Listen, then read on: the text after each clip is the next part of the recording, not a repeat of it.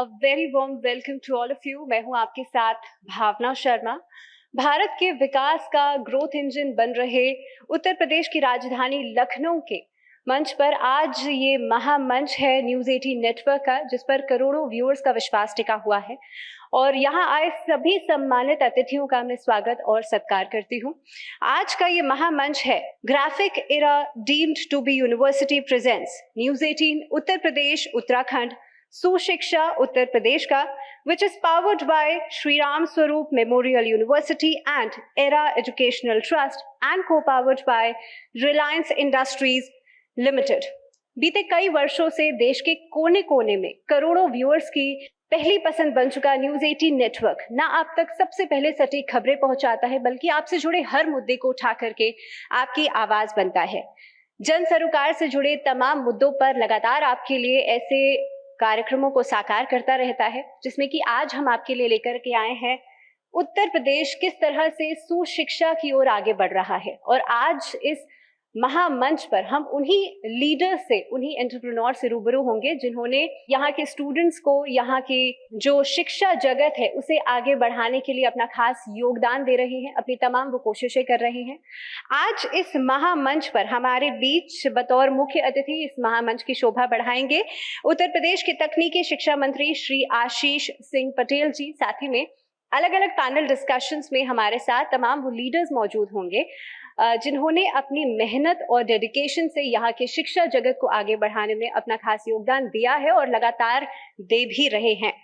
तो तमाम panel discussions की हम शुरुआत करेंगे, लेकिन सबसे पहले आभार उन सहयोगियों का जिनके सहयोग के बिना शायद इस कार्यक्रम को साकार नहीं किया जा सकता था। हमारे स्पॉन्सर्स हैं Graphic Era university, Shri Ram Swaroop university, Era university, Reliance industries limited, KIPM, Sagar Group of Institution, SR Group of Institution, All India Tawheed ul Islam Trust, Career Dental and Medical College, Anipix Art Animation।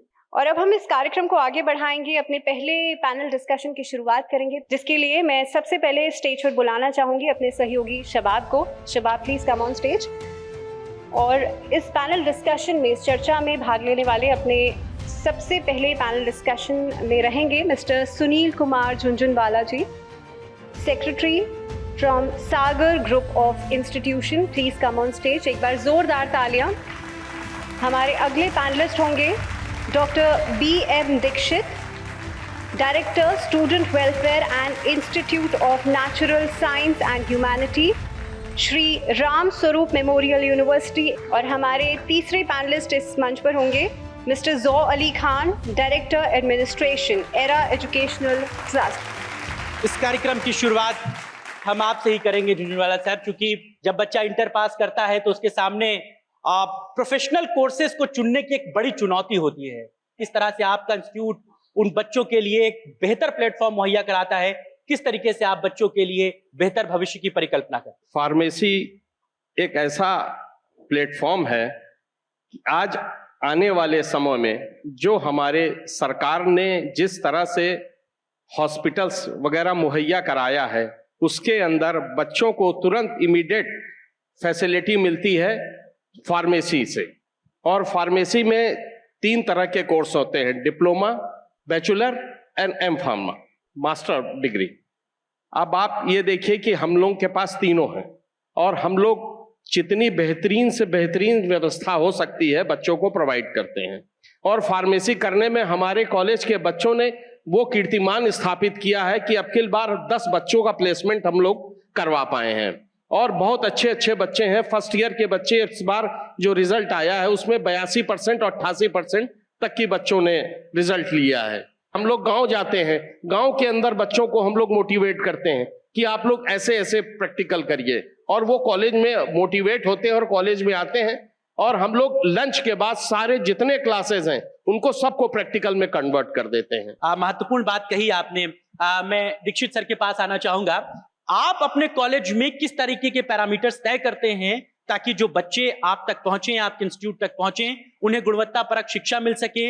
Ramswaroop memorial university की स्थापना की परिकल्पना ही इस बात पर थी कि हम उन इलाकों को छू पाएं, उन इलाकों से उन बच्चों को ला पाएं जिन इलाकों में उच्चतर शिक्षा के लिए अभी उतनी जागरूकता नहीं है, और हमने उस काम में अत्यंत सफलता प्राप्त की है। हम इस बात को बहुत ही गर्व से कह सकते हैं कि हमने अपने एडमिशन प्रोसेस को इस तरीके से डिजाइन किया है जिसमें अत्यंत मेधावी छात्रों को भी हम ध्यान में रखते हैं, और साथ ही साथ हम उन बच्चों को जो उस तरह के कंपटीशन को बीट नहीं कर पाते हैं उन्हें भी मौका देने के लिए हम लोग अपने विश्वविद्यालय में अपनी एक अलग तरह की एडमिशन का एक प्रोसेस बनाते हैं, एक छोटा सा कंपटीशन करते हैं जिसमें हम लोग व्यक्तिगत बातचीत पर ज्यादा तवज्जो देते हैं, और हमारे यहाँ से प्लेसमेंट करीब 70 से 75% बच्चों का प्लेसमेंट होता है। आजौ साहब, आपके पास आना चाहूंगा। एरा एजुकेशनल ट्रस्ट बहुत लंबे अरसे से एजुकेशन के क्षेत्र में काम कर रही है। आज के न्यू एरा एजुकेशन के फॉर्मेट में, नए दौर में शिक्षा के पैमाने कितने बदले हैं और एरा ने अपने आप को कितना इंप्रूव किया है? एरा यूनिवर्सिटी, इससे पहले एरा मेडिकल कॉलेज जो था वो हमारा सबसे पुराना इंस्टीट्यूट है। सो मेडिकल कोर्सेज ही हमारे हमेशा से एक स्ट्रेंथ रहे हैं। हमने एजुकेशनल इनोवेशंस इंट्रोड्यूस करे। हमने इंट्रोड्यूस करा एजुकेशनल वीडियो गेम्स जिसमें students get to play as doctors managing virtual patients. उसकी वजह से उन्हें, क्योंकि हर स्टूडेंट का अपना पेस ऑफ लर्निंग होता है, हो सकता है आप एक स्किल, क्लिनिकल स्किल, कोई इंजेक्शन लगाना एक बार में सीख जाए, मुझे लेकिन 5 बार लगे, तो मुझे वो अपॉर्चुनिटी तो मिलनी चाहिए 5 बार रिपीट करने की या 10 बार रिपीट करने की। तो वो वर्चुअल पेशेंट्स के थ्रू हो जाता है हमारे क्या। दूसरी चीज करी कि 3D एनिमेटेड लेक्चर्स हमने स्टार्ट करे, जिसमें हमने एक एनिमेशन स्टूडियो अपने कैंपस में ही स्थापित करा और वहां पर इंटायर ह्यूमन बॉडी एनिमेट करी, ranging from all the organs to all types of tissues and cells and the molecular mechanisms, जिसकी वजह से हम सांस लेते हैं, सब जीते हैं, बट ऑल्सो जिसकी वजह से बीमारियां होती हैं, उन सबको हमने एनिमेट करके बच्चों को पढ़ाना शुरू करा। जोरदार तालियां आप सब के लिए। आप सब हमारे मंच पर आए, आपका बहुत बहुत शुक्रिया सर। एक बार फिर से एक और पैनल डिस्कशन की तरफ हम आगे बढ़ेंगे, जिसके लिए मैं शबाब को स्टेज पर बुलाना चाहूंगी। और हमारे साथ इस पैनल डिस्कशन में जो खास मेहमान रहेंगे, doctor Rashid Anwar Siddiqui, chairman all India Tauheed ul इस्लाम ट्रस्ट। एक बार जोरदार तालियों के साथ स्वागत कीजिए स्टेज पर। हमारे दूसरे पैनलिस्ट होंगे डॉक्टर अफसर Siddiqui, MD, career dental and medical college. Give a huge round of applause for doctor अफसर सिद्दीकी। हमारे जो तीसरे पैनलिस्ट होंगे mister Vinod Kumar Singh, secretary KIPM। सबसे पहले राशिद सर, आपसे ही इस सेशन की शुरुआत करेंगे कि जब हम मॉडर्न एजुकेशन की बात करते हैं और आधुनिकता के इस दौर में जब हम ऑनलाइन एजुकेशन की तरफ इतना बढ़ चुके हैं, ऐसे में ऑल इंडिया तौहीदुल इस्लाम ट्रस्ट किस तरह एजुकेशन पर बड़ा काम कर रही है? तौहीदुल इस्लाम ट्रस्ट के तहत जो भी काम हो रहे हैं वो मॉडर्न सिस्टम से ही हो रहे हैं, और जो उनको कंप्यूटर एजुकेशन या और भी दीगर जो टेक्निकल एजुकेशन दी जाएगी, गरीब बच्चों तक तालीम पहुंच सके, इसके लिए आपकी ट्रस्ट काम करती है। उसके लिए किस तरीके से आप बच्चों तक पहुंचने की कोशिश करते हैं, कैसे बच्चों तक पहुंचते हैं? उन तक इंतजामिया पहुंचते हैं। 2 ही तरीके होते हैं। एक तो ट्रस्ट की तरफ से उन बच्चों को फाइनेंशियल सपोर्ट मिलती है और उनको सपोर्ट दी जाती है कि आप किसी कॉलेज में, टेक्निकल कॉलेज में जा करके आप जो है एडमिशन लीजिए और जो उसकी फीस है वो सपोर्ट की जाएगी, वो दी जाएगी। दूसरा तरीका ये है कि जो मिनी कॉलेजेस बनाए जाते हैं जी, उनमें जो बच्चे जाते हैं उनको भी सपोर्ट की जाती है, और जो तौहीदुल इस्लाम ट्रस्ट की तरफ से जो इदारे चलाए जा रहे हैं, जो संस्थाएं चलाई जा रही हैं, उनमें भी उनको फाइनेंशियली सपोर्ट की जाती है। डॉक्टर अफसर सिद्दीकी साहब के पास चलूंगा। सर, हम लोग बात तो न्यू एजुकेशन पॉलिसी की कर रहे हैं, किस तरीके से आधुनिक शिक्षा में आपका संस्थान योगदान दे रहा है? करियर डेंटल कॉलेज हमारा इस्टेब्लिश हुआ 1999 में। तब से और अब के एजुकेशन में एक ड्रास्टिक चेंज आ चुका है। बहुत सारी चीजें हैं, जैसे आप एक ह्यूमन ऑर्गन की बात करें तो आप ऐसे देखिए कि कितना ड्रास्टिक चेंज हुआ है कि अभी आपको उस ऑर्गन की जरूरत नहीं है। बच्चे को हम बहुत बेहतर तरीके से सिखा सकते हैं। 3D प्रिंटिंग हो गई, आप डिजिटलाइजेशन में आप देखिए हर फोरम पे बच्चे बैठते हैं तो जो चीजें उनको, सपोज अगर हम लोगों के पास में मटेरियल अवेलेबल है, इवन अगर ऑर्गन्स अवेलेबल हैं, अगर हम मेडिकल एजुकेशन की बात करें तो हम लोग जो एनाटॉमी में डाइसेक्शंस और उस पे ह्यूमन ऑर्गन्स की बात करें तो वो सारा उसी सेम उस पे आपका आर्टिफिशियल अवेलेबल है। यानी आपका सॉफ्ट ऑर्गन आपको टच करना, लीवर, किडनी, ये वो दांत, वो सब सेम उसी तरह अवेलेबल है जिस तरह आपको काम करना है। विनोद कुमार जी, आपके पास में आऊंगा। आज जब बच्चा इंटर से पास आउट होता है, हम देखते हैं 100% रिजल्ट जाता है, तो कैसे आप पैरामीटर्स तय कर पाते हैं? 2000 बच्चों में से हमें 200 बच्चे लेने और वही 200 बच्चे आगे जाकर कुछ बेहतर कर पाएंगे और संस्थान और आपके लिए नाम रोशन कर पाएंगे? देखिए, उसका कोई ऐसा पैरामीटर नहीं है। पैरामीटर यही, बच्चे एंट्रेंस एग्जाम देते हैं, उसमें से जिन बच्चों को कॉलेज मिलता है वो आके कॉलेजों में प्रवेश लेते हैं। नंबर बच्चों का ये मायने नहीं रखता है। बच्चा कब से अपने कार्य को अनवरत सतत परिश्रम के साथ वो जिज्ञासु होता है कि हमको किस क्षेत्र में अच्छा कर पाना है, वहाँ नंबर कोई मायने नहीं रखता है कि अच्छा बच्चा फिल्टर लगाने की जरूरत है। कॉलेज में आने के बाद वहाँ के शिक्षकों के द्वारा उसको किस तरह से प्रेरित किया जाता है, प्रेरणा दी जाती है। इसलिए जिस काम को करें एकदम बिल्कुल selection and maintenance of the aim, एक लक्ष्य का चुनाव करके उस पर अडिग हो करके अगर बच्चा उस पर कार्य कर रहा है निश्चित उसे सफलता मिलती है। अगर वो अपना निरंतर सफर जारी नहीं रखेगा कोई भी बच्चा, तो सफलता के मुकाम पे नहीं पहुंच सकता है। बहुत शुक्रिया आप सबका, आप लोग हमारे मंच पर आए।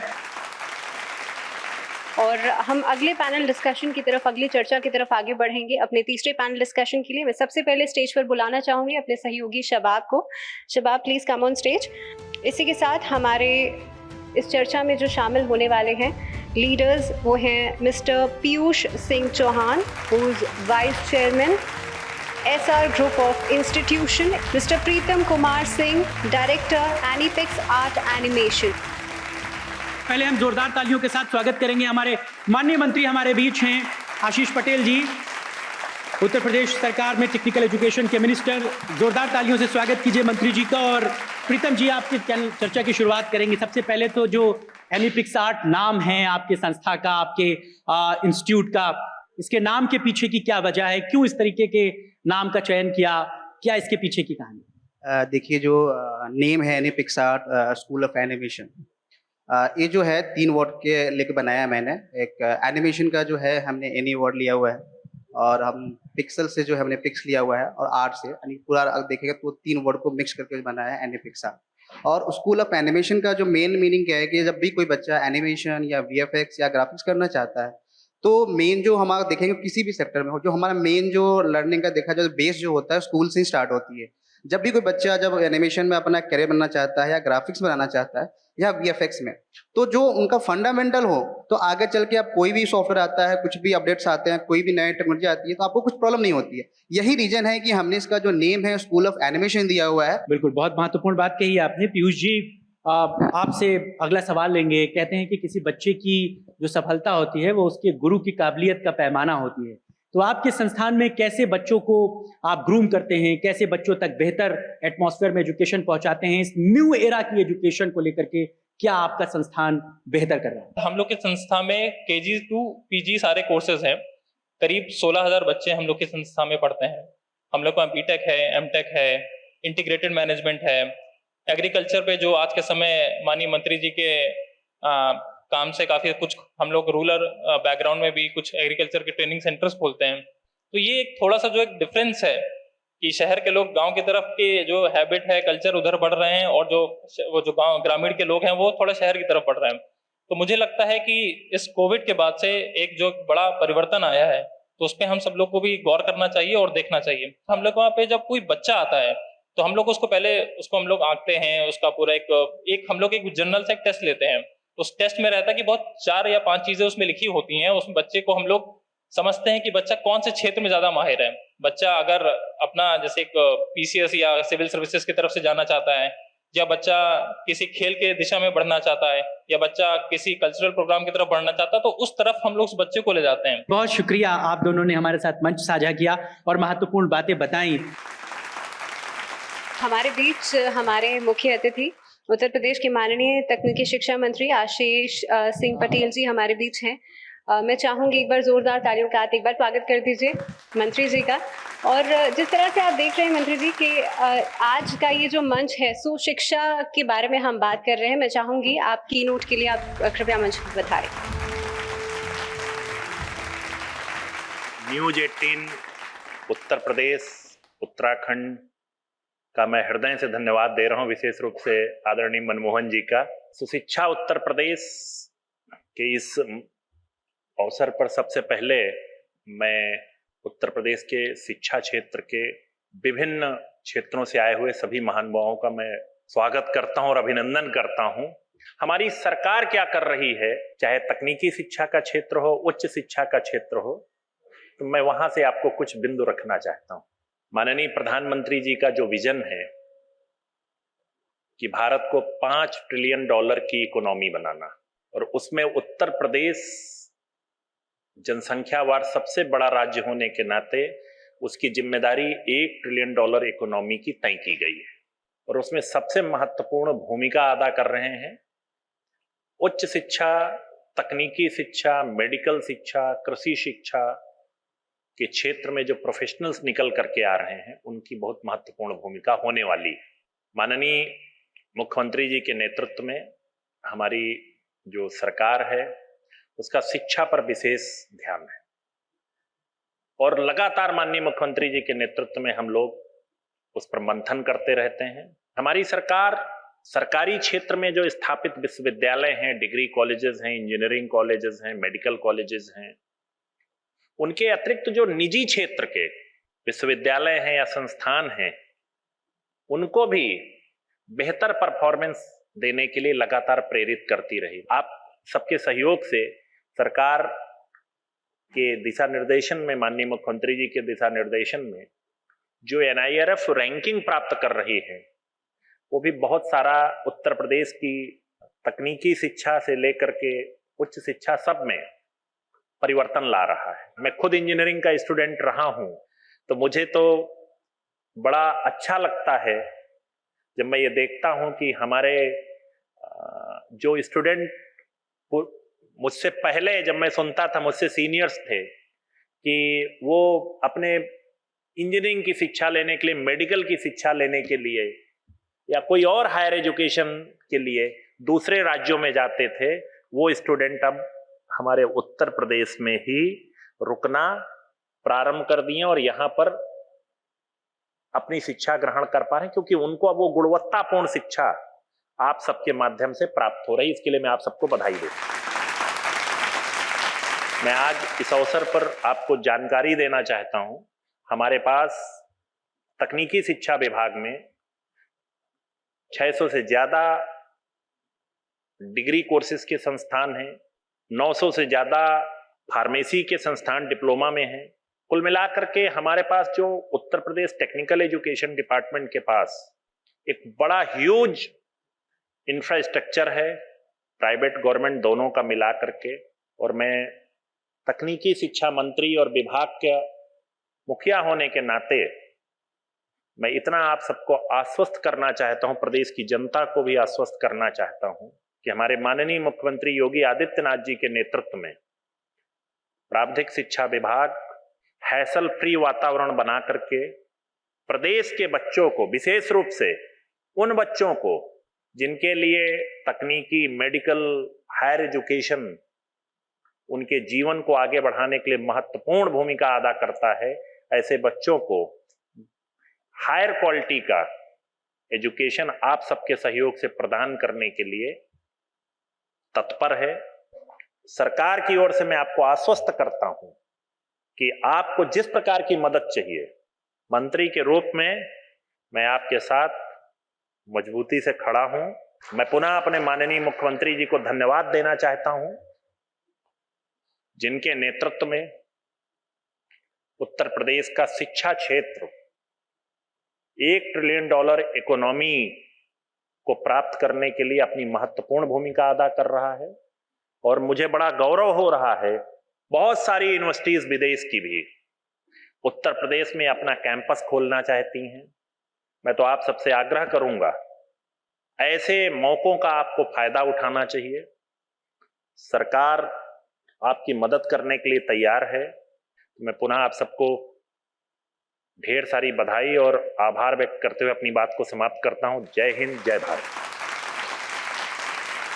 मैं माननीय मंत्री जी से अनुरोध करूंगी और मनमोहन राय जी से, जो कि न्यूज़ 18 उत्तर प्रदेश के एडिटर हैं, अनुरोध करूंगी वो कृपया मंत्री जी को ससम्मानित फिर से मंच पर लेकर के आएँ, क्योंकि अब वो समय आ गया है जिसमें कि हम उत्तर प्रदेश के उन लीडर्स को सम्मानित करेंगे जिन्हें आज का ये कार्यक्रम समर्पित है। हम उन लीडर्स को सम्मानित करेंगे जिन्होंने अपने विजन और डेडिकेशन से यहाँ की शिक्षा को सुशिक्षा बनाने के लिए अपना खास योगदान दिया है और लगातार दे रहे हैं, जिसके लिए मैं सबसे पहले मंच पर बुलाना चाहूँगी doctor BM Dixit and doctor Ritu Chandra, directors Shri Ram Swaroop memorial university.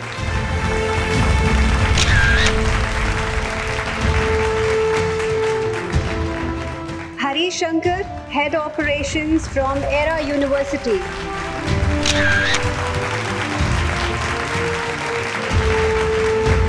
Mr. Vinod Singh, Secretary, Mr. Sanjay Kumar Gupta, KIPM.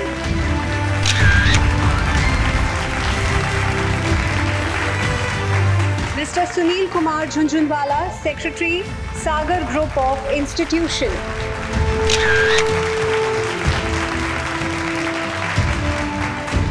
Dr. Rashid Anwar Siddiqui, Chairman, All India Tawheed ul Islam Trust.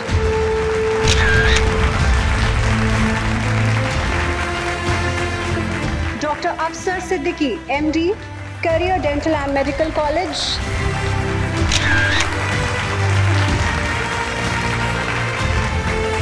Dr. Preetam Kumar Singh, Director, Aniplex Art Animation.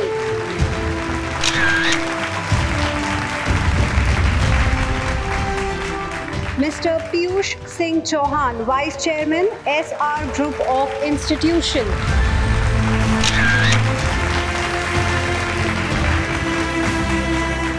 और मैं मनमोहन जी से अनुरोध करूंगी वो हमारे मंत्री जी को, हमारे जो मुख्य अतिथि हैं, उन्हें सम्मानित करें, फेलिसिटेट करें।